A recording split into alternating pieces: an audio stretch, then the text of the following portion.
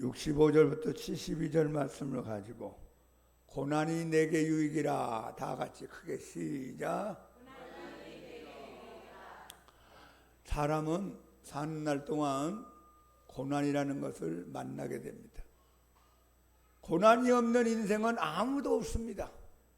겉으로 웃고 다니지만 속으로 들어가 보면 이런저런 기도 제목이 있고 고민이 있고 어려움이 있을 것입니다. 인생은 태어나서 이 세상을 떠나는 그날까지 평생을 생존 경쟁 속에서 수많은 고통을 당합니다. 어떤 사람은 인간적인 고통을 당하는 사람이 있습니다. 사회적인 직장의 고통을 당하는 사람이 있을 것입니다. 어떤 사람은 경제적인 물질적인 고통을 당하는 사람도 우리 주위에 있습니다. 어떤 사람은 생각지도 못한 질병으로 인한 고난을 만나는 경우도 있을 겁니다. 어떤 사람은 마음에 병이 들어서 중독이 걸려서 고통받고 있는 사람도 우리 주위에서 볼 수 있습니다. 환경적인 고난이 있습니다. 여러분, 마지막에는 죽음의 고난을 우리가 경험하게 됩니다.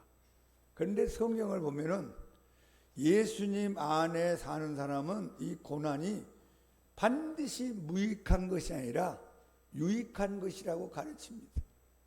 고난의 부정적인 면보다 고난의 긍정적인 면을 성경이 우리에게 가르치고 말씀하고 있습니다. 여러분에게 다가오는 크고 작은 고난들이 여러분 모두에게 유익이 되기를 축복합니다. 그래서 오늘 시편 기자가 고난 당한 것이 내게 유익이라고 오늘 신앙 고백을 하고 있습니다. 그럼 우리 예수 믿는 사람에게 다가오는 이 고난이 어떤 유익이 있는가 함께 정리하면서 은혜 받기를 바랍니다. 첫 번째, 고난은 하나님을 찾게 만든다. 시작. 사람이 만사 형통의 길을 걸어가고 자기 뜻대로 다 잘 때리고 등 따숩고 배부르기만 하면은 하나님을 찾지 않습니다. 내 주먹을 믿어라, 내 건강을 믿어라, 내 돈을 믿는다, 사람을 믿는다 이러면서 살 것입니다. 그런데 인생이 바람을 만나고 풍랑을 만나고 파도를 만나고 고난의 역경을 만나게 되면 야, 이런 게 아무런 소용이 없구나. 믿었던 사람이 배신하고 믿었던 물질이 떠나가기도 하고 믿었던 건강이 무너지기도 하고 믿었던 인간관계가 깨지면서 사람이 하나님을 생각하게 되고 하나님을 찾게 됩니다. 누가복음 15장에 보면 예수님의 비유가 3가지가 나옵니다. 그중에 제일 마지막에 둘째 아들과 아버지의 비유가 나옵니다. 어느 마을에 아버지와 아들 둘이 살았는데 둘째 아들이 자꾸 자기 앞으로 유산을 달라는 겁니다. 말리고 말렸지만 계속 조르는 바람에 아버지가 둘째 아들에게 재산을 넘겨주었습니다. 자기 몫을 챙긴 이 둘째 아들은 아버지를 멀리 떠나서 내가 한번 크게 한번 멋있게 성공하고 돌아오겠다 생각하고 그 물질을 가지고 멀리 떠났습니다. 돈 있을 때는 사람들이 가까이 옵니다. 돈 있을 때는 사람들이 아는 척합니다. 웃어줍니다. 서로 좋다고 하면서 한 잔, 두 잔씩 하고 이 돈 저 돈 쓰다 보니까 다 돈이 없어졌습니다. 그에 또 풍년이 드는 것이 아니라 흉년이 들고 직장생활 하기가 어려워서 취직자리가 어디냐면 저기 돼지 치는 저 움막에 가서 돼지를 산 아래서 치면서 돼지가 먹는 지엽 열매를 먹고 살게 됐습니다. 그러던 어느 날 아버지가 생각났습니다. 야, 내가 아버지 집에 있더라면 배가 부르게 등 따숩게 살 텐데 내가 왜 아버지 말을 듣지 않고 여기 떠나서 이렇게 밑바닥을 치는 인생이 됐는가. 눈물이 나고 후회가 되고 아버지 그리워지고 아버지 집을 찾아가겠다고 결심하게 됩니다. 그래서 그는 빈털터리가 되고 거지 인생이 되고 병든 몸을 이끌고 아버지 앞에 찾아오게 됩니다. 여러분, 그 둘째 아들이 적당히 어려웠으면 사람을 찾아다녔을 것입니다. 완전히 밑바닥을 치니까 하나님을 찾는 것을 보게 됩니다. 여러분, 그 아버지는 바로 하나님 아버지요, 둘째 아들은 우리 인간의 하나님을 떠난 사람들의 모습을 비유적으로 말씀한 것입니다. 고등학교를 함께 다니고 대학교도 같이 다녔던 친한 친구가 있었습니다. 그 한 친구는 어릴 때부터 교회를 다니고 예수님을 믿는 친구였고 한 친구는 교회를 다니지 않는 친구였습니다. 교회 다니는 친구가 믿지 않는 그 친구한테 만날 때마다 예수님을 이야기했습니다. 교회 다니면 좋다. 예수님 믿고 구원받자. 나는 네가 다 좋은데 예수 얘기만 하지 마라. 난 너 사람 좋고 인간성 좋은 건 좋은데 나한테 신앙을 강요하지 마라. 그렇게 이제 친한 친구로 살다가 두 친구가 결혼하게 되고 믿지 않는 친구는 아내와 더불어 미국으로 이민을 가게 됩니다. 서로 이제 마음이 아픈 헤어짐을 갖게 되고 예수 믿는 친구 내가 너를 꼭 기도할게. 너도 미국 가서 반드시 예수님 믿기 원한다. 종종 대화를 하고 전화를 하면서 한 달에 한 번씩 그 교회 목사님이 테이프를 그땐 테이프에 돌아가는 테이프였으니까 이 테이프를 4개씩 모아가지고 불신자 친구한테 미국으로 보내주었습니다. 그 미국에서 이제 열심히 사는 친구가 테이프가 한 달씩 오는데 이게 뭐야 하면서 한쪽에서 처박아 놨어.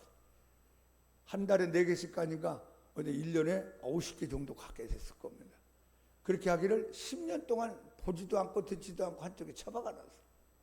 그런데 미국에서 사업을 하는 이 친구가 이제 위기를 만났습니다. 밑바닥을 쳤습니다. 아무도 도와주지 않습니다. 난 인생이 끝났다고 생각하는 마음이 가난하게 됐을 때 한국에서 대한민국에서 기도해주고 전도했던 그 친구가 생각나고 열심히 보내줬던 그 테이프가 도대체 무슨 내용일까 듣고 싶었습니다. 그래서 테이프 하나를 골라서 카세트 테이프에 집어넣고 들었더니만 자기 얘기를 하고 있는 겁니다. 그 테이프를 듣는데 갑자기 마음이 뭉클해지고 눈물이 글썽해집니다. 처음부터 하나님의 은혜를 받기 시작했습니다. 2번째 듣고 3번째 듣고 테이프를 계속 들으면서 믿음이 생기게 되고 교회를 나가게 되고 집사님이 되고 하나님의 사람으로 변화됐습니다. 여러분 그 사람이 인생 잘 나가고 만사 형통하고 고속도로 같은 인생을 살았더라면 하나님을 찾지 않았을 것입니다. 그러나 미국에서 하는 일이 잘 안 되고 밑바닥을 쳤을 때 마음이 가난하게 되고 하나님을 찾게 되고 하나님 말씀이 들어와 예수 잘 믿는 사람으로 변화됐습니다. 여러분에게 고난이 다가옵니까? 어려움이 다가옵니까? 하나님을 찾아라는 신호인 걸 믿기를 축복합니다. 시편 50편 15절 우리 다 같이 한번 읽어봅시다. 환난 날에 나를 부르라. 내가 너를 건지리니 네가 나를 영화롭게 하리로다. 고난이 왔느냐 나를 찾으라. 고난이 왔느냐 나 하나님의 이름을 불러라. 고난이 왔느냐 사람 찾지 말고 하나님을 찾아라 하는 말씀입니다. 그래서 C.S. 루이스라는 분이 이런 말씀했습니다. 고난은 하나님의 확성기다. 시작. 고난은 하나님의 확성기다. 메가폰이다 그 말이에요. 옛날에 메가폰 들고 다니죠. 깔치 도미 왔어요. 냉장고 고장난 TV 삽니다. 그럼 여러분 집을 지나갈 것입니다. 소리가 크게 들리잖아요. 고난은 여러분에게 하나님의 메가폰 같은 역할을 합니다. 나를 찾아라. 나에게 엎드려라. 내 말을 잘 들어라. 옛날에는 잘 뗄 때는 그런 소리가 들리지 않았어요. 그냥 스쳐가고 지나가고 작은 소리 들렸는데 고난이 다가오니까 하나님의 소리가 내게 크게 들렸습니다. 오늘 하나님의 말씀이 여러분에게 크게 들리기를 축복합니다. 2번째, 고난은 자아가 깨어지고 성품의 변화가 일어나게 합니다. 여러분 마음대로 자기라는 존재가 있습니다. 자아. 이 자아의 특징이 뭐냐면 자기 중심이에요. 여러분 세상을 다 살아가는 과정에서 자기 중심으로 살아갑니다. 이 자기 중심이라는 걸 어떻게 아느냐? 단체 사진을 찍었을 때 여러분이 사진을 딱 현상에서 볼 때 제일 처음에 어디를 봅니까? 내가 어디 있느냐 이거부터 보는 거예요. 그 내가 잘 나왔으면 아유 사진 잘 나왔네. 다른 사람 못 나와도 괜찮아. 내가 잘 나온 거야. 그런데 다른 사람이 잘 나왔는데 자기는 이상하게 나왔다. 아유 사진 잘못 나왔네. 찢어버리는 거지. 대표적인 게 그 자기 중심이라는 거야. 자아 중심. 그리고 이 자아라는 것은 자기의 뜻이 있습니다. 자기 고집이 있어요. 자기 뜻대로 안 되면 기분 나빠. 여러분 직장 생활에서도 그러죠. 가정에서도 그렇고 심지어는 교회 다니면서도 내 뜻대로 안 되면 교회가 싫어지고 시험에 들고 삐져가지고 안 나오고 그런 사람도 있을 겁니다. 이게 자기 중심이에요. 자기 고집. 그리고 자아라는 특징이 뭐냐면 자기를 드러내고 싶은 거예요. 자기 자랑을 하고 싶은 거예요. 다른 사람이 나를 인정해 주기를 원하고 인정받기를 원하고 왜 나한테 인사 안 하나? 왜 나를 안 알아주나? 그런 게 자아의 중심이에요. 자기의 뜻, 자기 자랑이 있어요. 그런데 내가 고난을 당하고 환난을 당하고 비바람이 몰아치는 인생의 어려움이 다가오면 이 자아가 이제 깨지기 시작합니다. 다듬어지고 변화됩니다. 그래서 자기 중심에서 하나님 중심으로, 할렐루야, 자기 뜻에서 하나님 뜻으로, 자기 자랑에서 하나님 자랑으로 점점 변화됩니다. 이게 하루아침에 갑자기 변화되지는 않습니다. 1년 지나고 5년 지나고 10년 지나고 20년 30년 40년 인생의 고난과 바람을 만나면서 우리 모두가 하나님 중심으로 하나님 뜻으로 하나님 자랑으로 점점 변화되는 것을 우리가 경험하다가 천국에 갑니다. 고난이 오게 되는 굉장히 교만했습니다. 다른 사람을 무시했습니다. 다른 사람을 우습게 알았습니다. 근데 고난이 오고 나니까 교만이 깨지면서 점점 고개를 숙이는 벼 익은 벼처럼 겸손하기 시작합니다. 그리고 고난이 오게 되는 고집을 피우면서 불순종하고 내 뜻대로 살았지만 이제 점점 하나님의 뜻을 찾게 되고 순종의 사람이 되어갑니다. 그렇게 완고하고 고집스럽고 그렇게 자기 중심으로 사는 사람이 점점 고난의 터널을 지나가면서 부드러운 사람이 되고 맙니다. 이 자아가 깨진 사람의 특징이 뭔지 아세요? 두 가지 특징이 있다고 그래요. 부드러워져요. 부드러워지기 바랍니다. 딱딱한 사람이 아니고 부드러워져요. 이빨 같은 인생이 아니라 혀 같은 인생이 된다. 이빨이 얼마나 강합니까? 저도 가끔가다 잘못하면 혀를 물 때가 있는데 혀가 이빨을 문 적은 없잖아요. 항상 강합니다. 근데 여러분 어느 게 더 오래 가죠? 이빨이 오래 갑니까? 혀가 오래 갑니까? 혀가 더 오래 가요. 그리고 치과는 있지만 혀과는 없잖아요. 야, 혀과 의사 선생님 찾아가는 적은 별로 없어요. 근데 치과는 얼마나 많습니까? 부러지고 깨지고 충치가 나고 빠지고 그냥 복잡하다는 게 여러분 강한 게 오래 가는 게 아니에요. 부드러운 게 오래 가는 거예요. 여러분 부드러워집시다. 하나님이 그 사람을 붙잡고 쓰는 거예요. 온유한 사람, 자아가 깨진 사람 부드러워지고 두 번째는요 말수가 적어진대요. 자아가 강한 사람 말이 많아. 이것 말하고 저것 말하고 이 말하고 저 말하고 자기 주장을 막 자꾸 얘기하는 거예요. 자아가 깨진 사람은 말수가 점점 줄어들고 작아진대요.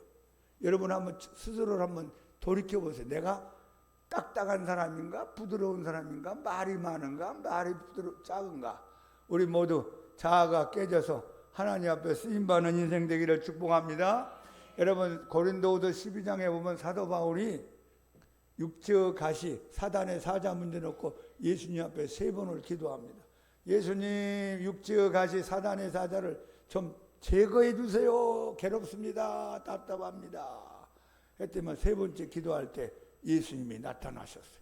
그리고 예수님이 사도 바울에게 아주 중요한 말씀에 교훈을 합니다. 우리 다 같이 고린도후서 12장 9절을 읽어봅시다.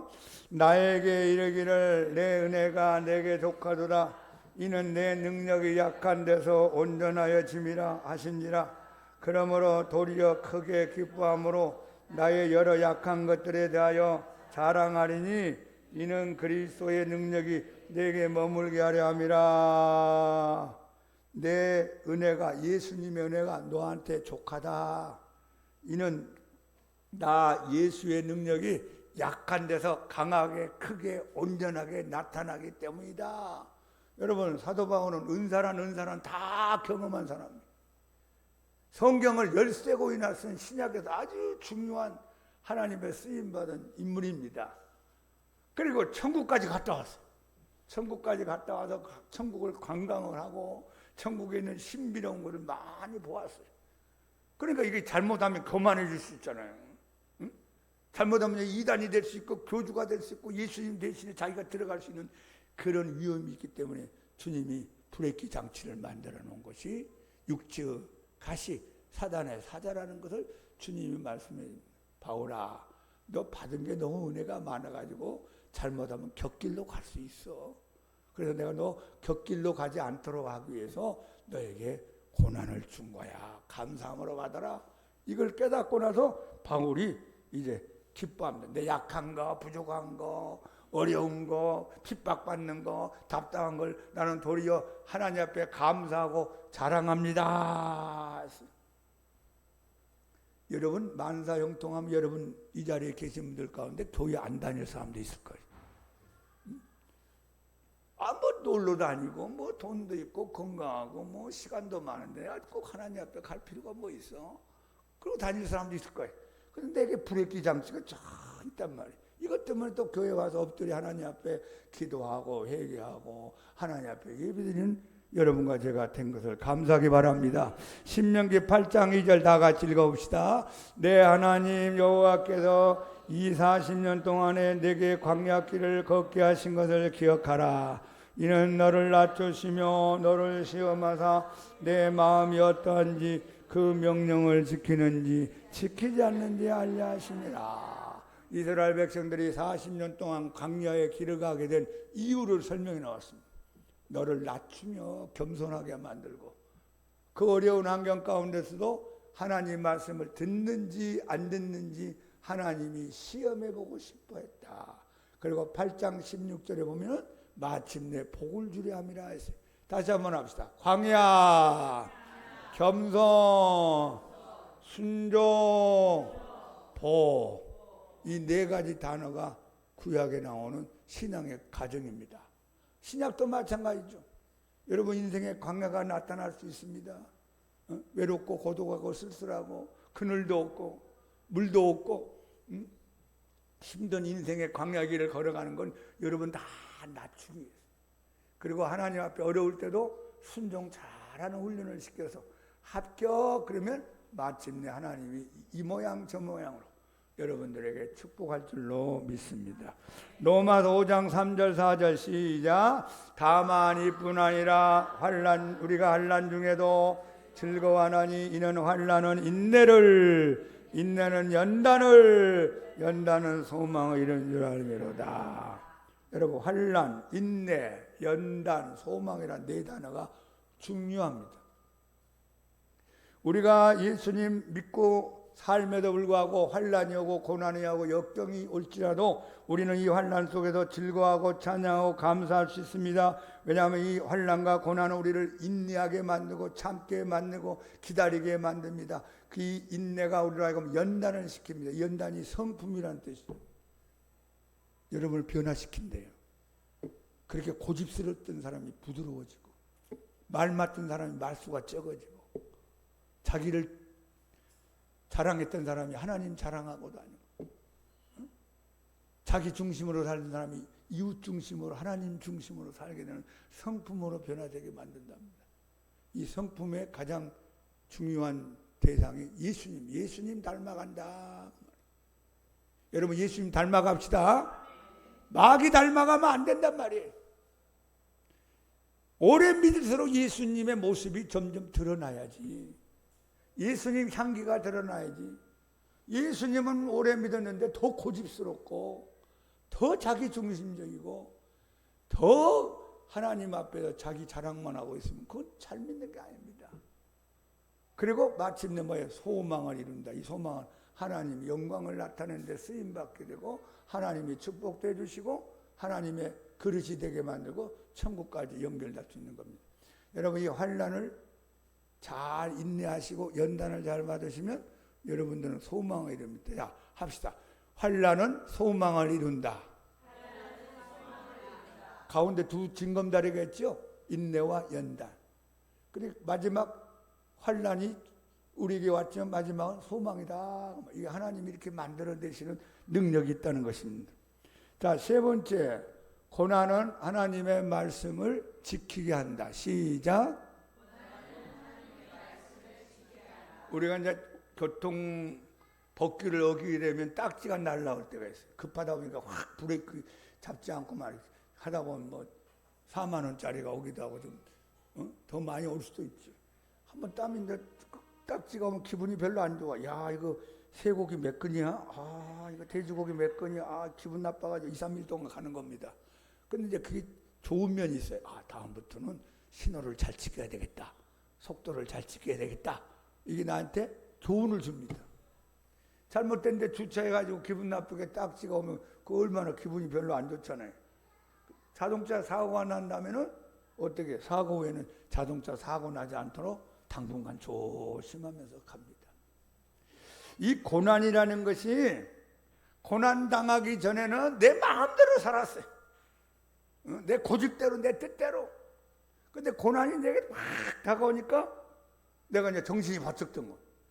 여러분, 고난 당하기 전에 마귀하고 같이 놀러 다니고 죄악의 길을 걸어가게 되고 멸망의 길을 걸어가게 되고 마지막은 지옥을 향하여 걸어가는 길이었어요. 근데 하나님이 너 그러면 망한다, 너 그러면 안 된다 해서 고난의 바람을 허락할 때가 있습니다.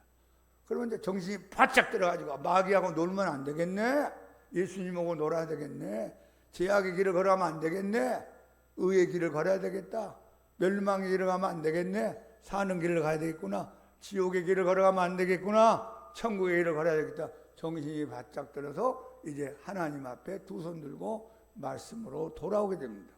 오늘 시편 기자도 그런 고백을 합니다. 같이 한번 읽어봅시다. 119편 67절.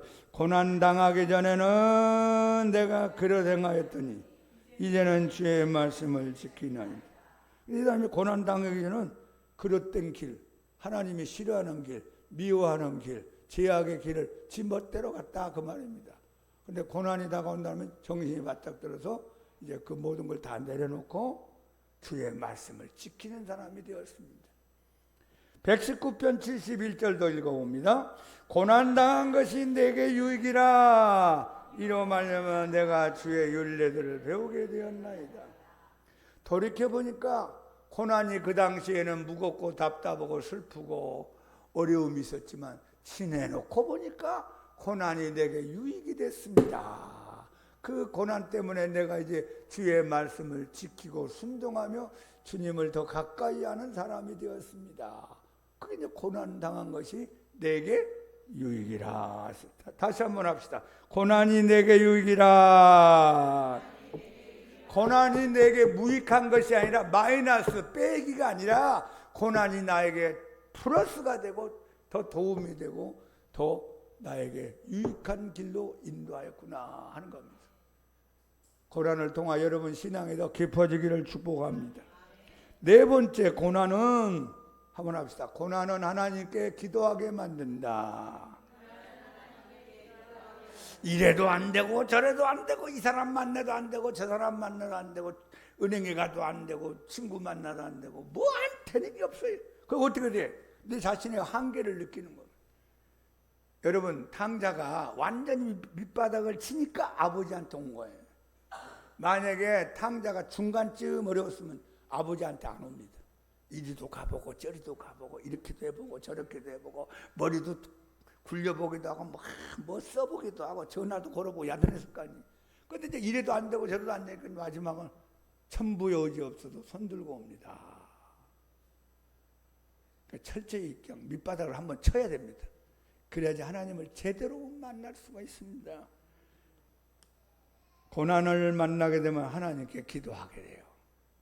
한국에서 현대자동차를 다니다가 미국으로 이민 간 가정이 있었어요. 근데 미국 가서 이제 살다 보니까 얼마나 어려워요. 한국보다 더 힘들겠죠. 거기서 일어난다는 게. 이 일, 저 일, 저 일, 일 하면서 하다가 이제 완전히 사업이 부도가 나버려가지고 밑바닥을 치게 됐습니다. 있는 돈 다 날라가고 집까지 차압을 당해서 집도 없어질 판입니다. 다행히 예수님을 믿는 가정이었어요. 그래서 마지막 이제 할 수 있는 방법은 하나님을 찾고 기도하는 수밖에 없었어요. 그래서 남편, 아내, 딸, 소위 5명이 작정 기도를 하면서 우리 금식하자. 그래서 집 안에서 그냥 5명이 모여서 찬송가 부르고 성경 보고 금식하면서 기도하기 시작했어요. 기도를 열심히 하던 어느 날 성령이 임했습니다. 그 집안에 성령님이 오셔서 5명이 다 성령 충만 받고 막 회개하고 감동이 일어나고 막 울고 불고 막 방언이 터지고 막 기쁨이 충만하면서 부도난 그 무게도 다 물러가 버리고 마음의 염려 근심 걱정 떠나가고 마음에 하나님의 평강 기쁨 사랑 은혜가 넘쳤어. 막내딸이 벌떡 일어나더니 아버지한테 이런 말을 해요. 아버지, 아빠, 우리 집 부도 나기 참 잘했어요. 아빠, 우리 집 망한 거 참 감사해요. 우리가 망했기 때문에 하나님을 이렇게 뜨겁게 만나고 하나님의 은혜 받은 게 아닙니까? 우리 망한 거 하나님께 감사합시다. 막 눈물 흘리면서 그런 얘기를 하더래요. 여러분, 얼마나 중요한 깨달음입니까? 내가 망하기 전에는 하나님의 큰 은혜를 모르고 감사가 없었는데 망하고 그냥 5명이 모여가지고 열심히 금식 기도하다가 성령 은혜 받고 충만함 받으니까 이 망한 것도 참 감사할 일이다. 하나님의 은혜를 받고 세임을 얻어서 이 집사님이 매일매일 새벽에 가서 하나님께 엎드려 기도했습니다. 하나님, 제가 미국까지 왔는데 빈털털입니다. 어떻게 해야 될지 모르겠습니다. 하나님, 나의 소망은 하나님밖에 없습니다. 저의 길을 열어주시고 살려주세요. 하나님이 새벽마다 지혜를 줘요. 사업의 지혜를. 그 지혜를 받고 그대로 하니까 또 되는 거예요. 또 되고 해가지고 다시 사업이 일어나게 되고 그 교포사에 유지가 되고 훌륭한 장로님이 되었다고 합니다. 사랑하는 성도 여러분, 고난이 왔을 때 원망 불평 인간적인 방법으로 살지 말고 엎드려 기도하기를 바랍니다. 하나님은 기도를 기다리고 있는 기도. 환난 날에 나를 부르라. 내가 너를 건지리니 네가 나를 영화롭게 하리로다. 너희를 향한 나의 생각은 재앙이 아니라 곧 평안이요 너희 장래에 소망을 주라는 생각이라. 너희는 내게 부르짖으며 내게 와서 기도하면 내가 너희를 들을 것이요 너희가 전심으로 나를 찾고 찾으면 나를 만나리라. 하나님 약속하셨어. 5번째, 야고보 5장 13절 한번 읽어봅시다. 너희 중에 고난당하는 자가 있느냐? 그는 기도할 것이요. 즐거워하는 자가 있느냐? 그는 찬송할지이다. 고난당하는 자는 뭐 하라고요? 기도하라. 그래서 기도. 근데 고난이 왔는데도 기도 안 하는 사람이 있어요. 대책이 없어, 대책이 없어. 하나님도 가만히 놔두는 거예요. 네가 아직 밑바닥을 안 쳤구나. 밑바닥까지 내려갈 때까지 가만히 기다리고 있는 거예요. 고난할 때는 다른 방법이 없어요. 기도가 최고 방법입니다. 5번째, 고난은 하나님의 은혜를 경험하게 만든다. 시작. 고난 속에서 하나님을 찾고 하나님 앞에 회개하고 자아가 깨지고 하나님 앞에 기도하고 하나님 앞에 열심으로 하나님을 찾고 성경 말씀 붙잡고 살다 보니까 하나님의 살아계신 걸 경험하게 돼. 기도 응답을 받게 돼. 그리고 여러분 인생이 새로워지는 경험을 합니다. 이걸 소위 간증한다. 그래, 간증. 제가 과거에 이렇게 살았습니다. 그런데 어려워가지고 하나님 앞에 회개하고 기도하고 하나님 앞에 엎드렸더니만 하나님이 역전 드라마를 만들어서 나를 이렇게 세워주셨습니다. 하나님이 살아계십니다. 하나님 이 자리에 함께 계시면 여러분도 하나님 믿기 바랍니다. 이걸 간증이라 그래. 우리 양문교 이 자리에 계신 모든 성도님들은 간증이 많아지기 바랍니다. 한번 해보세요. 간증의 사람 되게 하소서. 그 사람은 입만 열면 하나님이고 입만 열면 예수님이고 입만 열면 간증이 막 쏟아지는 사람이 있어요. 얼마나 아름답고 멋있어요. 그 사람이 입만 열면 남의 험이나 하고 그 사람 입만 열면 원망하고 불평하고 툴툴거리면 하나님 얼마나 듣기가 민망하겠어요. 또 그런 사람은 또 사람들이 별로 안 좋아해요. 여러분 입에서 하나님 이야기, 예수님 이야기, 간증이 쏟아지는 우리 양문교회 성도님들 됩시다. 마가복음 4장에 보면 예수님을 모시고 제자들이 갈릴리 호수를 지나가다가 한가운데서 풍랑과 파도를 만나게 됐는데 예수님 배 뒤편에 주무시고 계시고 제자들 가운데는 어부 출신이 많으니까 어떻게든지 이걸 잘 헤치고 나가려고 노력을 했습니다. 이래도 안 되고 저래도 안 되고 이제 막 죽음이라는 걸 생각하는 그 순간에 예수님을 깨우게 됩니다. 예수님 우리가 죽게 됐습니다. 예수님이 일어나시더만 잠잠하라 고요하라. 너희 믿음이 어디 있느냐? 너희가 어찌 무서워하느냐? 주님 말씀 한마디에 조용해졌어요. 그때 나타난 제자들의 반응을 마가복음 4장 41절 우리 한번 다 같이 읽어봅시다. 그들이 심히 두려워하며 서로 말하되 그가 누구이기에 바람과 바다도 순종하는가 하였다. 이거 예수님의 새로운 모습을 본 겁니다. 야, 예수님 설교 잘하시네. 야, 예수님 병 잘 고치시네. 야, 예수님 기적을 행해서 오병이어 기적으로 수많은 사람 배부르게 만드네. 근데 예수님의 새로운 모습을 본 거예요. 예수님이 어떻게 바람과 풍랑을 잠잠케 할까? 야, 예수님은 자연계를 지배하시는구나. 여러분, 이 고난 속에서 제자들이 고난 속에서 예수님을 새롭게 만나고 경험한 간증입니다. 간증.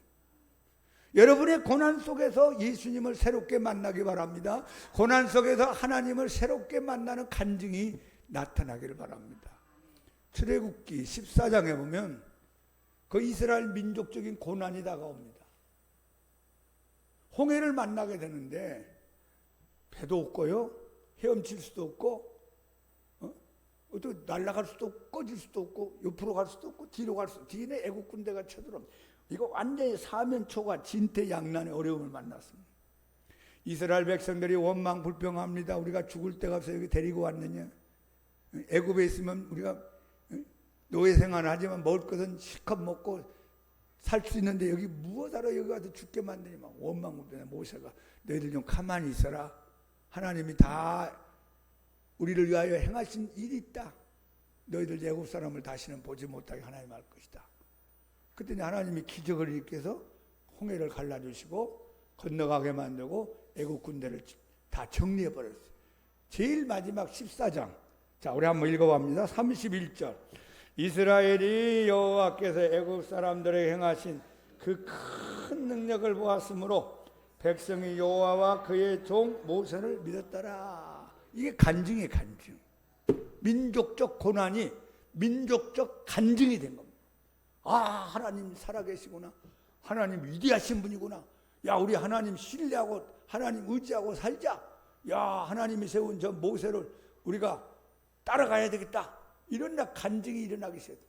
여러분, 개인적인 고난이 왔을 때 이걸 잘 극복하고 승리하면 여러분의 개인적 간증이 됩니다.